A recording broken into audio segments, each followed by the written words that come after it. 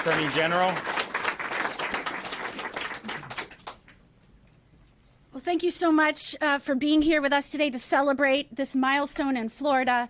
Certainly, this is a significant achievement by our legislature. Thank you for everyone here today who is shining a light on the challenges we face in this country. As you heard from the Lieutenant Governor, who's been a great Lieutenant Governor, thank you so much, and for highlighting the work of our statewide prosecutors and the Florida grand jury, who, upon the direction and insistence of Governor DeSantis, launched an investigation as to what was happening with transnational criminal organizations and how it was affecting Florida, those children that were being smuggled across the border, what we were seeing in terms of illegal immigration and the disastrous consequences of this president.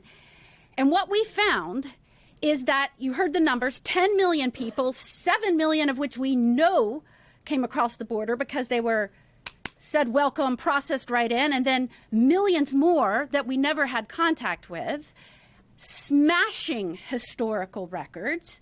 And what we know is that criminals have come into the country as a result of that breakdown in border security, which has been intentional, and it has been since day one, since President Biden has been in office.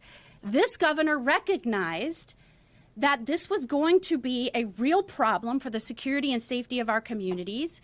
We immediately started litigating against this administration, especially in the first month when our sheriffs told us that this administration had backtracked on all former policies and said, we're not going to deport those here illegally, committing serious crimes, committing felonies. I know everybody used to do that, but not under the Biden administration.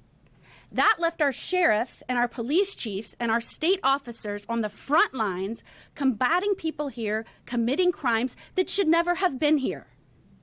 The breakdown of the border, throwing open the gates, has allowed those criminals to infiltrate our country. Do not take my word for it as Attorney General. Take the grand jury's word for it. Take Director Wray's testimony this week in which he said, we know there is no doubt criminals have come into our country, are coming into our country, criminals related to transnational criminal organizations. In fact, even those organizations that have ties to ISIS. That was this week. This week, we also heard from a sheriff in South Florida who said we had a girl raped by 3 people here illegally. 1 came over at the beginning of this month, right across our border. And that is because the wide open border. Now, you heard the governor say it's not just the wide open border that's putting our community members at risk. It's also the programs that Biden has created.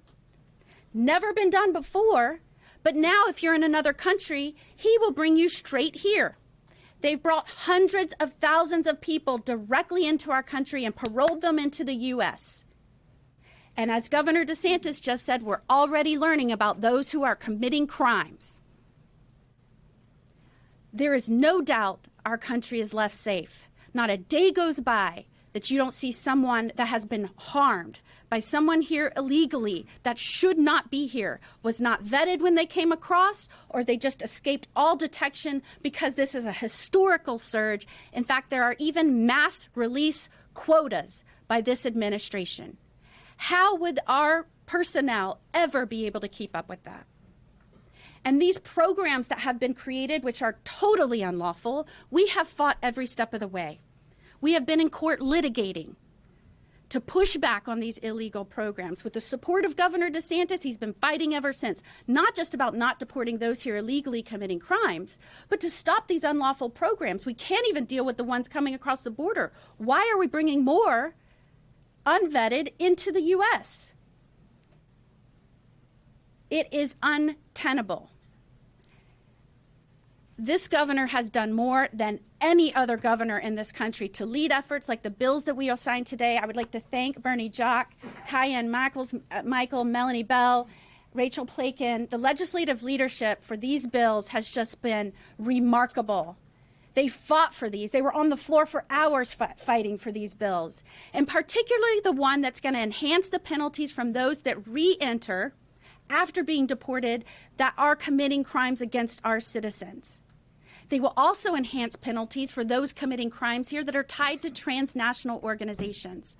Our prosecutors worked with the statewide grand jury, and that was a direct recommendation from the statewide grand jury to our legislative leaders to say, please strengthen our laws, to make it harder for those here who are coming with a criminal intent to do harm for Floridians.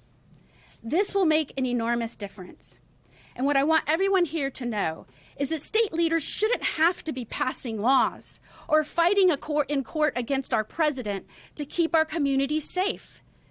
This is remarkable. This has never happened. We have a president who does not care what is happening or the effect on Americans or Floridians in terms of their family and community safety. And it's not just that he doesn't care. He is actively fighting states that are trying to do their work for them. He has battled Texas to take down the barriers they have put up. He has battled Florida when we've asked them, don't release criminals back into our communities. He has battled Florida when we said, please stop the mass releases so that we can make sure that our country is safe. Today, he is battling us in court. We just battled him this week and got a negative adverse decision, and we're going to have to appeal our president who fights us as this news comes across the wire. And so not as Attorney General, not as someone who has worked with this great governor or sheriffs across the state that has seen the devastation to families and communities as a result of these policy decisions, as a mother, as a wife of a law enforcement officer, I plead directly to our president. And I don't mean to make light of this, but put down whatever you are doing. This is not a partisan issue. These are people that are coming together in communities that have lost loved ones, that are feeling the dangerous effects directly a result of your decisions as to the security of this country. Pay attention, reverse course, secure this border, listen to the director of the FBI, listen to the families that have lost loved ones, listen to the Floridians who want safe communities and have to rely on a state government to defend borders when that is the responsibility of the President of the United States. Put down the ice cream cone, pay attention, and let's save lives. Thank you, Governor DeSantis.